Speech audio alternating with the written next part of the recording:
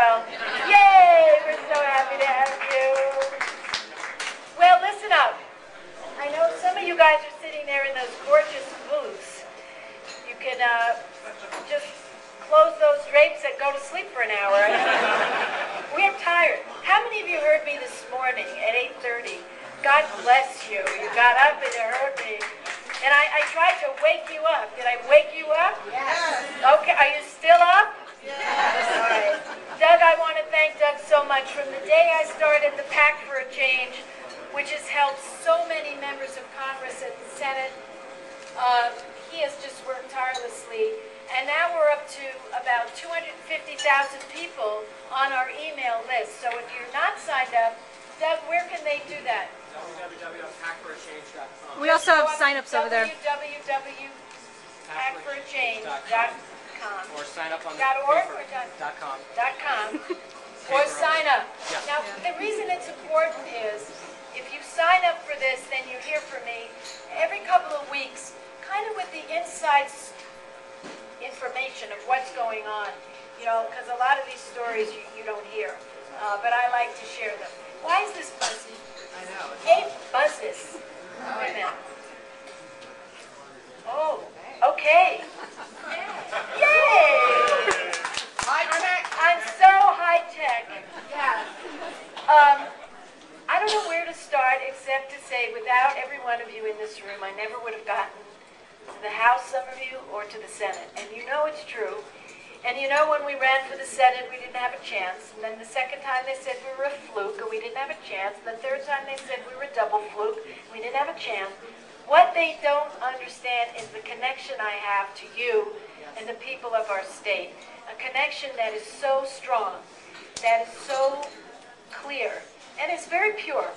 And the reason I say that is I know you can't agree with me every minute of the day, every hour of what I do, but you trust me to know that I'm in this for the right reasons.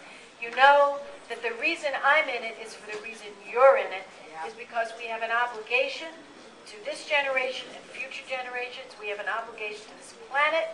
We have an obligation to the world to stand on high moral ground and be a leader once again. This election, yes, this election, you know, we always say how important these elections are, and every one of them is crucial. But I got to tell you, I've been around a long time, and many of you have been with me for a long time. I've never seen the United States in the position we're in today. Whether we look here at home economically, and I can't believe when George Bush and John McCain say the fundamentals of the economy are strong, that's a flat-out lie. We're in debt to the whole world, okay? We have deficits as far as the eye can see. And I will tell you, with this deficit spending we're engaging in, we're still having trouble creating enough jobs. Do you remember, you know, I'm an old economics major. And the one thing I learned so many years ago at good old Brooklyn College in New York, when I was an economics major, was that the way to prime the pump when you're going into a recession is to do a little bit of deficit spending.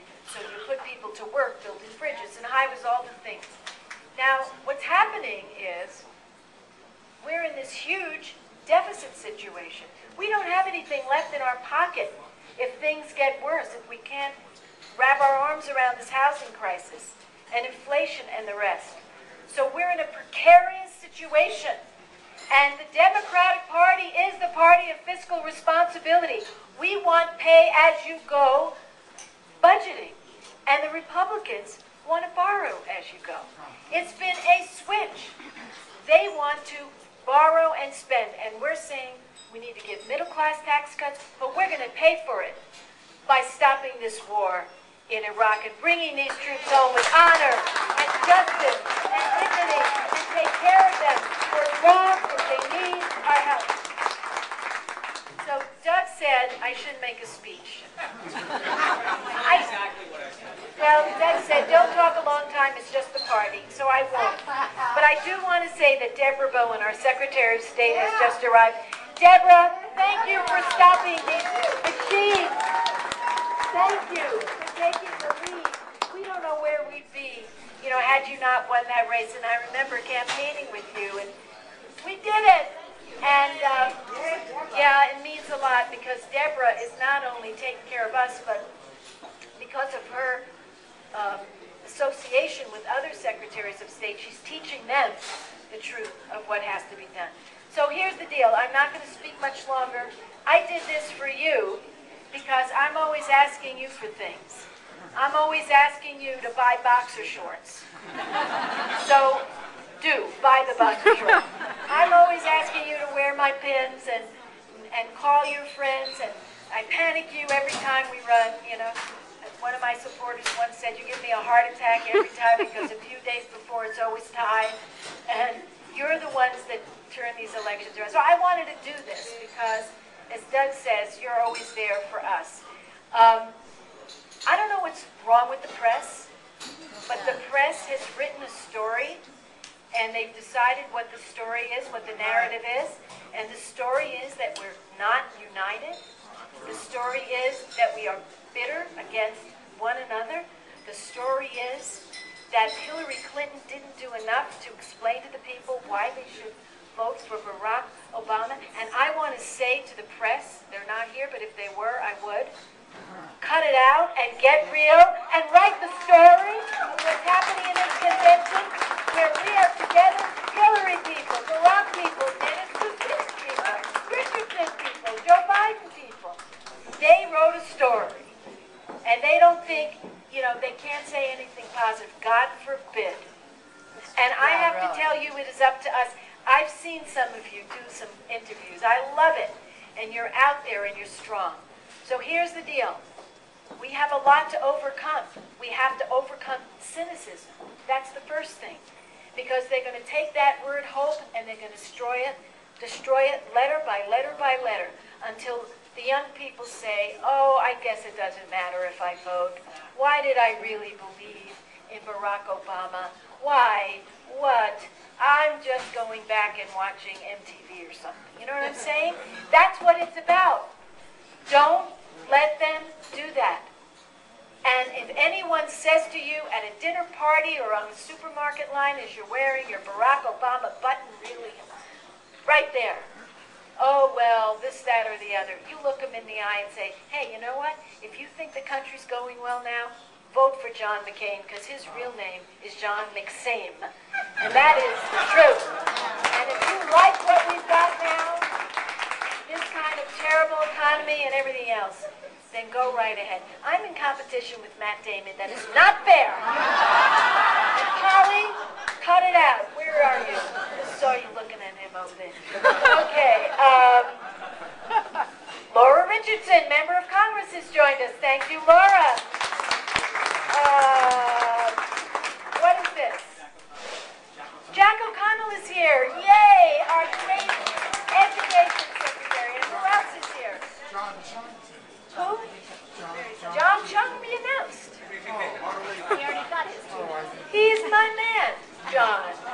So where was I? Matt Damon and people coming in. Where was I?